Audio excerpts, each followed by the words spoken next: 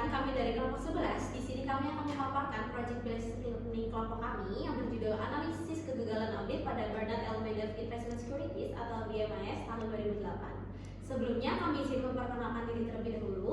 Perkenalkan, saya Armadona dengan NPM 42. Saya Dina Amalia dengan NPM 35. Saya Galusati Pramuti NPM 47. Dan saya Julius Eva dengan NPM 11. Untuk yang pertama, saya akan menjelaskan mengenai profil singkat perusahaan dari Bernard L. Madoff Investment Securities. Jadi, Bernard L. Madoff Investment Securities atau BMIS ini merupakan perusahaan sekuritas dan manajemen investasi yang didirikan pada tahun 1960 oleh Bernard L. Madoff di New York City. Nah, perusahaan ini menawarkan layanan perdagangan saham, pialang, dan pengelolaan investasi. Lalu BMIS ini memperoleh kepercayaan tinggi dari investor karena Bernard L. Madoff selaku pemilik perusahaan ini merupakan tokoh berpengaruh di pasar modal dan pernah menjabat sebagai ketua NASDAQ atau National Association of Securities Dealers Automatic Quotations yang merupakan salah satu bursa efek elektronik terbesar di dunia. Selanjutnya akan dipaparkan studi kasus oleh Eva.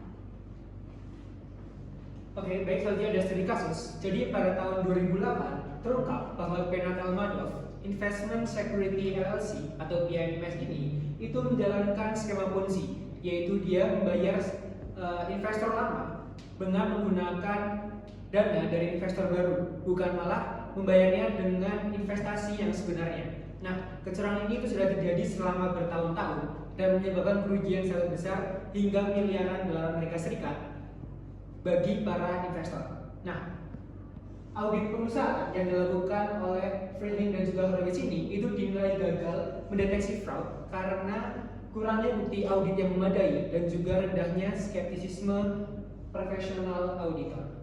Untuk selanjutnya akan dijelaskan oleh Mas Adi. Sebelum masuk ke dalam penyebabnya, kita perkenalkan dulu KAP yang mengaudit pada perusahaan ini adalah KAP Freeling dan Horowitz.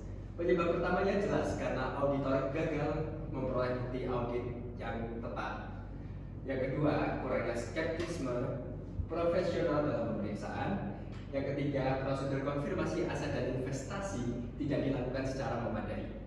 Yang keempat, KAP memiliki sumber daya yang kurang. Dan yang terakhir, kecurangan skema Ponzi atau yang tadi sudah disebutkan pendanaan investasi baru itu digunakan untuk membayar investasi yang lama. Dan selanjutnya ada solusi yang diberikan kepada KAP ini, itu akan dijelaskan oleh Mbak Dina. Selanjutnya ada 5 solusi ya teman-teman. Yang pertama yaitu meningkatkan independensi dan objektivitas auditor. Jadi auditor itu tidak boleh memiliki hubungan secara personal atau finansial yang berlebih terhadap klien, harus bersifat jujur dan juga netral, tidak memihak dari pihak manapun. Yang kedua ada menerapkan skeptisisme profesional selama proses audit.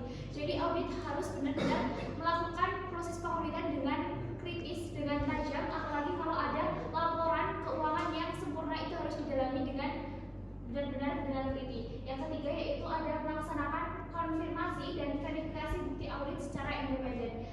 Jika dalam melaksanakan proses pengauditan akan diperoleh dokumen audit dari internal perusahaan. Nah, itu audit itu harus tidak benar-benar percaya pada dokumen satu itu, harus melakukan pengauditan di dokumen lain seperti mencari sendiri transaksi-transaksi yang terjadi di bank secara independen. Yang keempat yaitu memastikan audit dilaksanakan sesuai standar auditing yang berlaku. Jadi audit harus melaksanakan pengauditan dengan standar yang sudah diterapkan. Dan yang terakhir adalah memperkuat pengawasan terhadap KAP dan kualitas audit. Dari sektor perusahaan atau sektor luar harus ada pengawasan eksternal terhadap auditor agar tidak terjadi kecurangan atau hal-hal yang tidak diinginkan.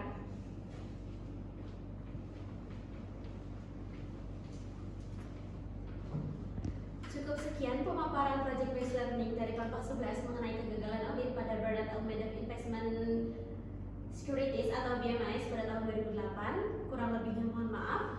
Wassalamualaikum warahmatullahi wabarakatuh. Waalaikumsalam. Waalaikumsalam warahmatullahi wabarakatuh.